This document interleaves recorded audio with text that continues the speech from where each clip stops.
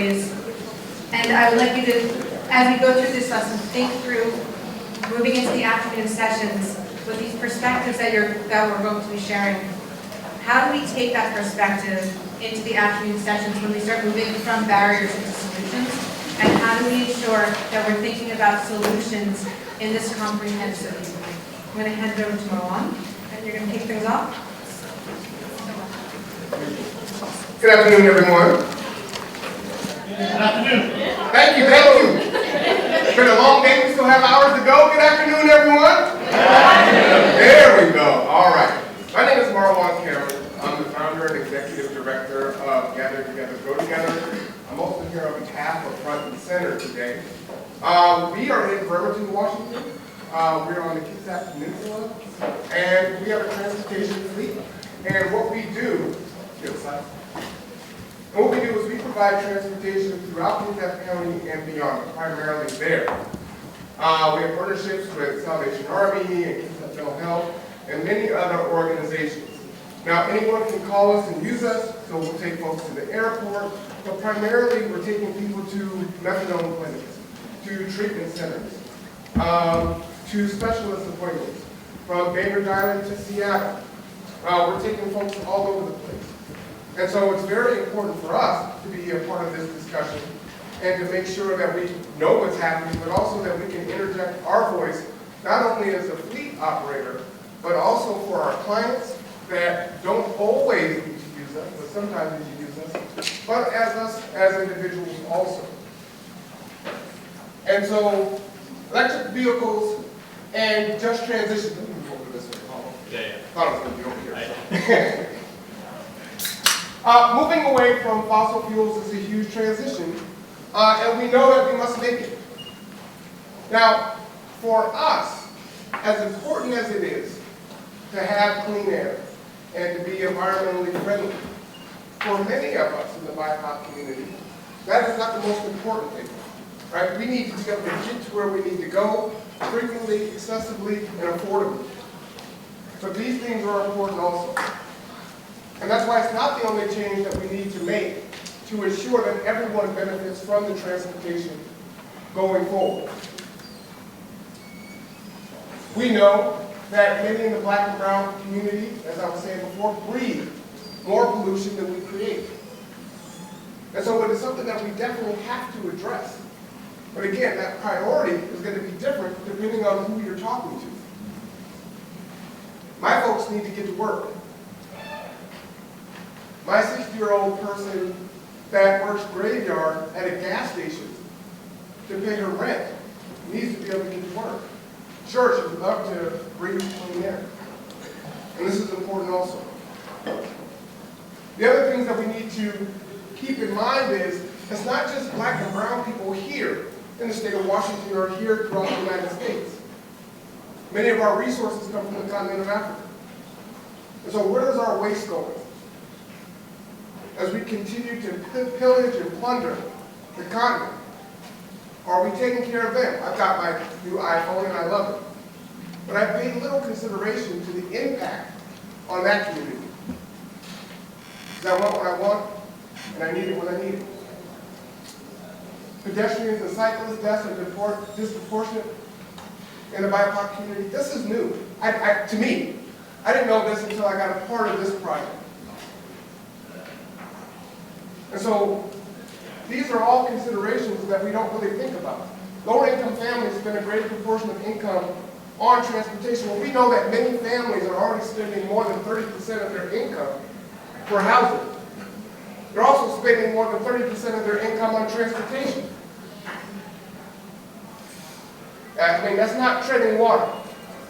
That's every now and then, again, peaking up, taking a breath and going back under, and struggling to come back up and get that next breath.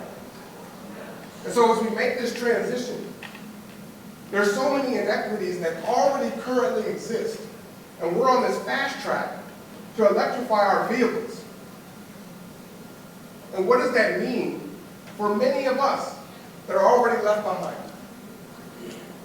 There's a lot of discussions today and at other meetings and tables just like these centered around cost. But I believe that time is the most valuable asset that we have. So what is the impact for someone in a multi-family unit? 200 units, but there's only 50 charge stations. There have been reports throughout the nation where folks are getting into fights because they've left their vehicle charging. Where did you go? Many of us that already have one vehicle, two vehicles, maybe already drive an electric vehicle. How many of us are going to have an electric vehicle? Well, I got to test drive one. But even in our fleet, we had to make the decision that we needed another vehicle. We needed a wheelchair vehicle. And we were going to buy a smaller kind of minivan. And so we weren't able to do both. But it would have been nice, because I could have raised my hand with you. But what does that look like? From a time aspect, to the low income, to the single mother that has to get up, go to work, drop her kids off at daycare, go to school, go to the doctor, get that emergency call, come pick your child up. Many of us get up, we leave the house, we forget something, we can turn back around. We have that luxury. And many folks do not. Auto dependence, definitely a thing. In Kitsap County, there's no bus service on Sundays. We're a 30-minute ride on a ferry. At our table, we were talking about farmers in rural areas. In a lot of ways, we're very rural, even though we're kind of considered city.